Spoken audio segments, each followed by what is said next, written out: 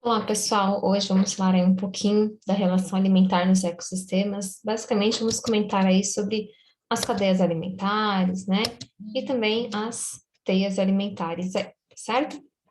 Bom, o que os seres vivos aí precisam para viver, né? Para a gente começar, tá? Então, precisam de muita coisa, né? Precisam de ar, né? Vocês podem responder isso, tá certo?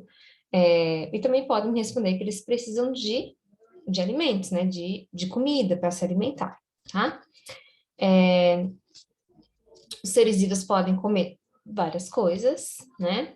Então, eu posso agrupar aí os seres vivos, por exemplo, em ser vivo que produz o próprio alimento, seres vivos que se alimentam, né, de outros seres vivos, e também seres vivos que fazem a decomposição dos alimentos.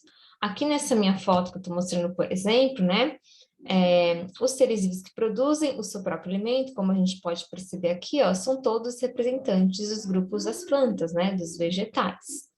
Os seres vivos que se alimentam de outros seres vivos inclui aí outros não, né, animais em geral, né, e os seres vivos que fazem decomposição, lá na minha fotografia, né, nesse caso aqui, eu estou representando aí por fungos, tá?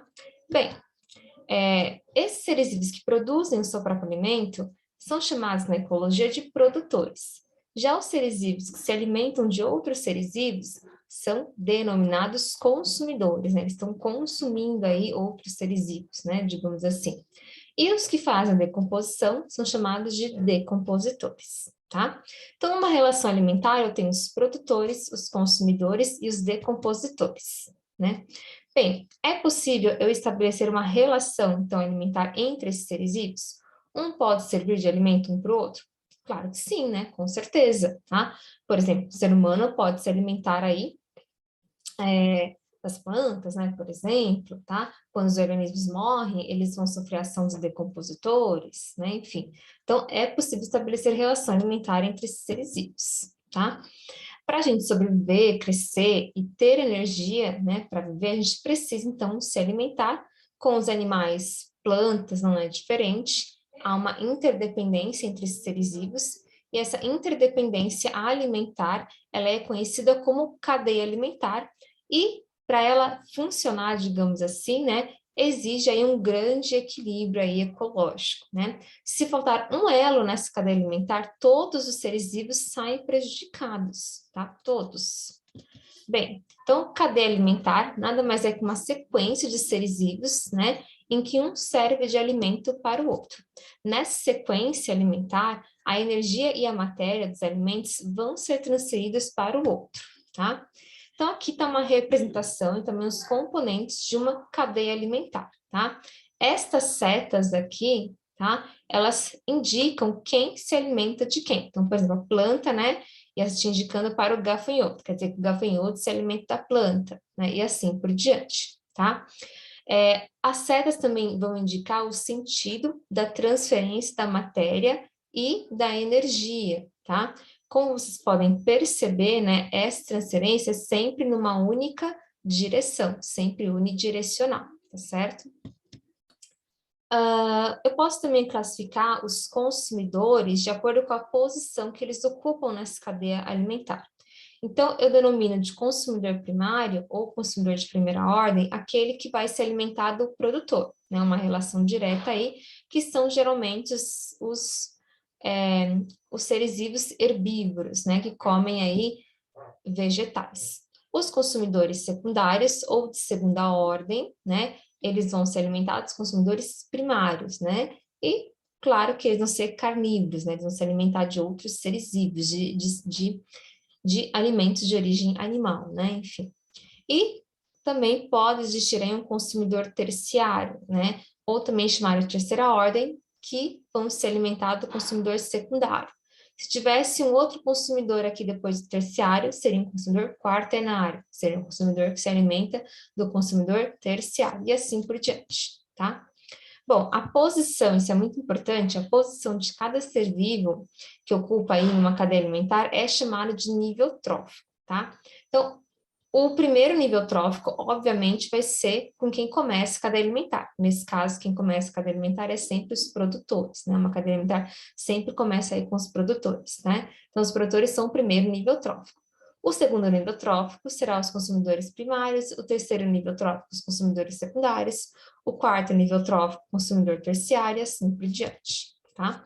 Ao longo da cadeia alimentar aí, essa energia, né, que é transferida, ela vai sendo perdida, tá?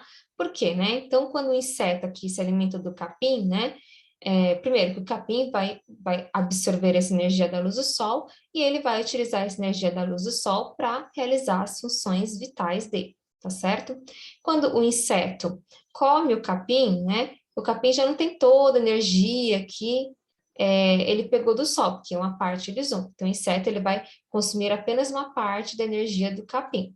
E essa energia que ele pegou do capim, digamos assim, né, ele também vai usar para fazer as suas atividades vitais aí, né? Dessa forma, ele vai transmitir aí para o terceiro nível trófico, nesse caso, está sendo representado pelo sapo, só uma parte também da sua energia, aquela que ele não precisou usar para fazer as suas energias, para fazer as suas funções vitais, digamos assim, né?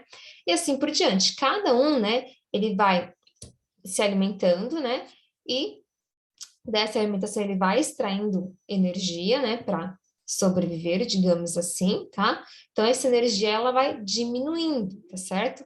Então, aqui, o quinto nível trófico, nesse caso, que foi o gavião, né, ele percebe aqui que ele quase não obteve energia, né, tá certo? É por isso também, né, que as cadeias alimentares não são tão longas, né? Não tem sentido uma cadeia alimentar ser tão longa, porque se ela fosse muito longa, praticamente a energia que é consumida não, né, que é pega, digamos assim, quase não teria, né? Então, não é viável que uma cadeia alimentar seja longa, tá? Cuidado, né? Na cadeia alimentar aí, a energia ela é dissipada, mas não a matéria, né? A matéria, ela consegue retornar ao meio ambiente, ou seja, ela volta à cadeia alimentar por ação de quem, né? Graças a quem? Graças aos decompositores. Então, os decompositores que vão transformar a matéria orgânica aí dos cadáveres, né? Dos seres vivos mortos, e também os seus excrementos, né, em substâncias mais simples, né, fazendo aí um ciclo dos nutrientes aí com isso. Então, os nutrientes acabam voltando para a natureza. Já a energia você não tem como, essa energia vai ser dissipada mesmo, tá? Bem, agora, vocês acreditam que os seres vivos só se alimentam de um tipo de comida, digamos assim, né? Será que o sapo só se alimenta do gafanhoto aqui? Claro que não, né? Então, o sapo ele pode se alimentar de outros insetos, né? Sem ser o gafanhoto, tá certo? Bem, então nos ecossistemas, as relações alimentares não ocorrem assim separadamente, né? Elas estão interrelacionadas. E essa conexão de várias cadeias alimentares é o que a gente chama de teia alimentar, que é o que mais acontece, digamos, no mundo real aí, né? A teia alimentar, ela é mais realística, né? Assim, tá? Do que uma cadeia alimentar, tá? Então, a teia alimentar seria a junção de várias cadeias alimentares, né? Então, aqui, ó, posso achar nessa teia vários tipos de cadeias alimentares. Então, aqui começando pela árvore, a árvore, né? Zebra, cobra, tá? Posso também achar aqui, ó, gramíneas, rato, raposa, onça, mas também uma outra cadeia com as gramíneas participando, né? Gramíneas, inseto herbívoro, lagarto, percebe? Tá? Então, essa gramínea, ela pode ser comida tanto pelo rato quanto pelo inseto herbívoro, né? Enfim, as teias alimentares demonstram muito mais a realidade do que uma cadeia alimentar, certo? Enfim, em uma teia alimentar, né, por causa disso, por representar várias cadeias alimentares juntas, o mesmo organismo ele pode ocupar vários níveis tróficos diferentes. Então, por exemplo, na primeira cadeia aqui, a onça, né, nesse caso aqui, árvore, zebra, onça, na primeira cadeia, a onça é um consumidor secundário, tá certo? Ela está no terceiro nível trófico. Agora, nesse segundo exemplo da cadeia alimentar, né, a onça é o consumidor terciário, e ela então faz parte do quarto nível trófico, tá? Bom, por hoje é só, pessoal, e até a próxima aula.